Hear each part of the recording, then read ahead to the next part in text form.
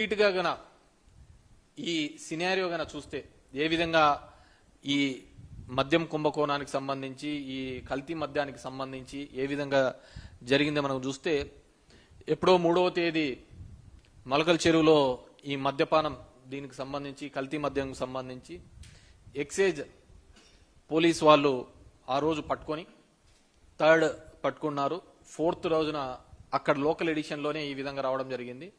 వస్తూ వాళ్ళు చెప్పిన దాని ప్రకారం చూస్తే అక్కడున్న మనకు వీడియో కూడా ప్లే చేసి చూస్తే గన వాళ్ళు చెప్పిన దాని ప్రకారం చూస్తే ఇది కేవలం ఒక 2-2.5 సంవత్సరాల కిందట నుంచి జరుగుతోంది, 2-2.5 నెలల నుంచి జరుగుతోంది అని చెప్పేసి వాళ్ళు ఇవ్వడం జరిగింది. ఎలా చేసేవాళ్ళు ఈ మొత్తం వ్యవహారాన్ని ఎన్ని రోజుల నుంచి? దాదాపు ప్రిపరేషన్ ఒక 2-3 months నుంచి ప్రిపరేషన్ జరుగుతున్నట్టు తెలిసింది. మాకు రాబడిన సమాచారం వరకు వచ్చే వెంటనే దాడి చేయడం జరిగింది. అంటే ఎలా తయారు చేసేవాళ్ళు సార్? ప్రాథమికంగా మీరు మిషనరీస్ గుర్తించారు కదా, అన్ని ఫెసిలిటీస్ లో ఉండాల్సినటువంటివి మారుమూల గ్రామంలో ఒక పల్లెలోకి తీసుకొచ్చారంటే అంటే ఇవన్నీ ఎస్టిమేట్స్ ఎక్కడి నుంచి వచ్చింది ఎలాగ? సో 2.5 నెలల నుంచి ఈ కార్యక్రమం జరుగుతోంది అనే విధంగా అక్కడ ఉన్న డిఎస్పీను ఈసీను వీళ్ళు ఎక్సైజ్ సూపరింటెండెంట్ వాళ్ళు మాట్లాడుతూ చెప్పడం జరిగింది. కానీ ఈరోజు కథనాలు చూస్తే అది 2.5 సంవత్సరాలు 3 సంవత్సరాల నుంచి జరుగుతోంది. దీనికంతా వైసీపీ హయాంలోంచే మొదట ఆఫ్రికా నుంచి అన్నారు, మళ్ళీ దాని తర్వాత ఇప్పుడు లోకల్గా ఉన్న జోగి రమేష్ ద్వారా జరిగిందని చెప్పి ఒక పొలిటికల్ గా తీసుకొని రావడం జరుగుతుంది.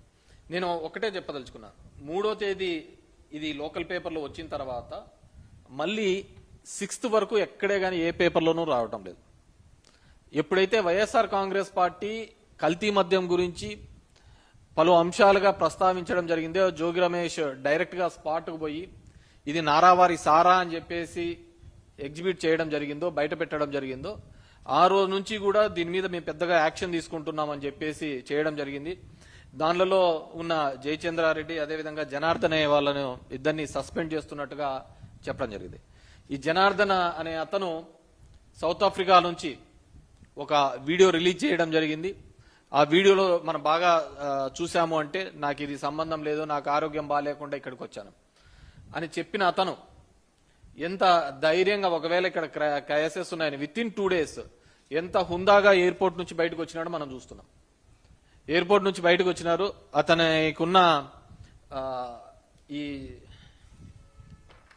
కోర్టుకు సబ్మిట్ చేసిన దాంట్లో కూడా రిమాండ్ రిపోర్ట్ లో కూడా ఆయన్ని తీసుకొని వచ్చినాము. ఈ విధంగా 12 ఎవరో కొద్దిమంది మీడియేటర్ సహాయంతో, ఎవరా మీడియేటర్లు, ఎవరేం మీడియేట్ చేసినారో వాళ్ళు తెలియదు, వాళ్ళు ఏం మీడియేట్ తీసుకొని వచ్చి ఇతనికి ఇది చేసినారు. తీసుకొని వచ్చిన తర్వాత ఆయన రాత్రి ఒక వీడియో రిలీజ్ చేస్తాడు చేతులు కట్టుకొని, పక్కన ఎవరో అతనికంతా నేర్పిస్తున్నట్టుగా ట్యూటరింగ్ చేస్తున్నట్టుగా, అంతే కదా సార్, ఇదే కదా సార్, చెప్తున్నాం కదా సార్, ఈ విధంగా చేశారు. జోగి రమేష్ ఇతను 2.5 సంవత్సరాలుగా మేము వ్యాపారంలో ఉన్నామంట. జయచంద్రన్ ఇదైతే మలకల్ చెరువులో అయితే చంద్రబాబు నాయుడు గారికి చెడ్డ పేరు వస్తుందంట. ఈ చందమామ కథలన్నీ అల్లుకుంటా రావడం జరుగుతుంది. మేము ఒకటే చెప్తున్నాం, మా వాళ్ళు ఏదైనా ఒక చిన్న ఊర్లో ఒక ఫ్లెక్సీ కట్టాలంటేనే పోలీసు వాళ్ళు వచ్చి అడ్డం పడి చేస్తా అంటారే, ఒక చిన్న పోస్ట్ పెడతా అంటేనే పోలీసు వాళ్ళు వచ్చి చేస్తా అంటారే, అలాంటిది ఇంత పెద్ద ఒక దందా నడుస్తోంది, ఒక దందా చేస్తున్న దానికి వైసీపీ వాళ్ళు చెప్పినాడని ఎంత ధైర్యం ఉంటే జనార్దన్ రావు గారు చేస్తారు చెప్పండి? జనార్దన్ రావు ఒక వైసీపీ అతను చెప్పాడని చెప్పి జనార్దన్ రావు ఇంత పెద్ద స్కెచ్ లో చేస్తాడా? గవర్నమెంట్ లో ఇలాంటివి ప్రోత్సహించకపోయింటే, నేను సింపుల్ థింగ్ చెప్తాపా, మా గవర్నమెంట్ ఉన్నప్పుడు టు బి హానెస్ట్ చెప్తున్నా, హైదరాబాద్ నుంచి కానీ బెంగళూరు నుంచి కానీ ఒక 2 బాటిల్ తీసుకొని వచ్చా అంటే పోలీసు వాళ్ళు అడ్డం పడి నిలబెట్టేసి జైల్లో వేసిన సందర్భం. ఓ 2 బాటిల్ తీసుకొని రాడికి దానికి ఓ అని మా మీద అందరూ బాధపడిన సందర్భం, 2 బాటిల్ తెచ్చుకోలేరా అయ్యా అని చెప్పేసి. ఈరోజు పాపం 2 బాటిల్కి సంబంధం లేకుండా ఒక కుటీర పరిశ్రమే మొదలు పెట్టేసి గ్రామాన కూడా మొదలు పెట్టినారు. ఎందుకు వస్తుంది ఈ విధంగా కల్తీ మద్యం? ఎందుకు ఏ విధంగా తయారైతుంది? వీళ్ళు బెల్ట్ షాపులు అన్ని కూడా వేలాల్లో అమ్మినారు. 1 లక్ష, 2 లక్షలు, 3 లక్షలు, 9 లక్షలు, 10 లక్షల వరకు పోయిన వేలాలు అక్కడ నా గ్రామంలో ఉన్న డిమాండ్ని బట్టి పోయినప్పుడు ఆ 10 లక్షలతో ఈ బ్రాండ్ షాప్ లోంచి సరుకు తీసుకొని అమ్మితే వాళ్ళకేం పెద్ద లాభం రాదు. ఈ విధంగా కల్తీ చేసుకొని వస్తే మా ఏరియాలో కూడా, మా ధర్మవరం ప్రాంతంలో కూడా ఇప్పటికీ వైన్ షాప్స్లలో, కొన్ని తెలుగుదేశం పార్టీకి సంబంధించిన వైన్ షాప్స్లలో కదిరి నుంచి వచ్చి రాత్రిపూట వచ్చి బాటిల్ అలాగే ఉంటుంది, బాటిల్ అంతా ఇట్లా నీట్గా తిప్పుతారు, దాన్ని మాడుస్తారు, ఒక 2 కేసులు 3 కేసు ఒక కేసుని 3 కేసులుగా తయారు చేస్తారు, వెళ్ళిపోతూ ఉంటారు. అంత నైటే వర్క్ జరుగుతూ ఉంటుంది. ఇది ప్రతి చోట ఉన్న పరిస్థితి. ఎందుకు ఈ నకిలీది వచ్చింది? కేవలం వీళ్ళందరూ ఈ బెల్ట్ షాపులలాగా బాగా విస్తరించిపోయినాయి. ఈరోజు నిన్న చంద్రబాబు నాయుడు అంటున్నాడు బెల్ట్ షాపులు ఇవన్నీ మేమన్నిటినీ వచ్చి మీద కఠినమైన చర్యలు. బాగా గుర్తుపెట్టుకోండి, ఆయన ఒక్క మాట అన్నాడు అంటే ఖచ్చితంగా దానికి వ్యతిరేకంగా జరిగింటది. మేము తీసేస్తామంటే ఒక 4 పెరిగింటాయి తప్ప తగ్గే ప్రసక్తే లేదు. లా అండ్ ఆర్డర్ మీద మేము ఉపేక్షించము అంటే ఖచ్చితంగా గొడవలు జరిగింటాయి ఎక్కడో చోట.